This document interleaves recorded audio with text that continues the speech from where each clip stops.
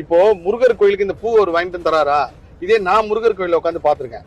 அந்த கருவறைக்குள்ள எந்த பூ போனோம், யாரோட மாலை போனோம், யாருக்கு போகக்கூடாதுன்றது இறைசக்தி உணர வச்சிருக்கேன். நான் உட்காந்து பார்த்துட்டே இருப்பேன். ஒருத்தர் கெத்தா வருவாரு, செயின் நகைலாம் போட்டுக்கிட்டு. அந்த மாலை ஒரு 1000 ரூபாய் இருக்கும். அந்த மாலையை வந்து முருகருக்கு சாத்துன்னுவாங்க. ஆனா அப்போ ரொம்ப ஃபெஸ்டிவல் டேவா இருக்கும். நான் இது கண் கூட பாத்திருக்கேன். ஃபெஸ்டிவல் டேவா இருக்கும். ஐயா மொத்தமா தான் சாத்துவோம், இங்க பூ வச்சிருங்கன்னு சொல்லிட்டு வைப்பாங்க. ஒரு மாலை அங்க வச்சிருவாரு. அப்படியே கெத்தா வணங்கிட்டு எல்லாம் அவர் போகும்போதே முருகனோட நம்ம பெரிய நினைச்சு தான் வருவாரு. கதவு தரங்க போங்க அப்படின்னு சொல்லிட்டு அவர் கொடுத்துட்டு போன ஒரு 1/2 மணி நேரம் கழிச்சு யாரோ வேற ஒரு ஆள் வருவான். அவன் என்ன பண்ணா எல்லாமே முருகருக்கு சாத்தின மாலை தான் போல சொல்லி எடுத்துட்டு போயிடுவான். எடுத்துட்டு போய் பக்தர்கள் கொடுத்துருவாங்க. அப்போ இந்த மாலை கடைசி வரைக்கும் உள்ளே போல.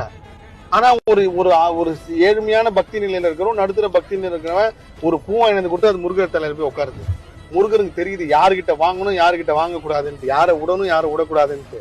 நான் திரும்ப நான் வந்து முருகர் முன்னாடி உட்கார போல உடனே போங்கன்னு சொல்லுவாங்க. வேண்டாம், பக்தர்கள் திரும்ப நிக்கிறாங்க, ஒரு 10 நிமிஷமா நின்றுட்டு போறேன்னு சொல்லேன்னா, நம்மளுக்கு முருகர் இந்த வாழ்க்கை கொடுத்துருக்காரு. முன்னாடி உட்காந்து சாமி பாக்குற அளவுக்கு வச்சிருக்காரு. அது கூட எந்த பக்தன் மனசுல ஒரு சலனத்தை ஏற்படுத்திட கூடாது. இல்லைன்னா பின்னாடி வந்தோடனே பாக்குறாங்களேன்னு சொல்லி அந்த ஒரு பக்கம் வந்துருச்சு. ஏன்னா முருகர்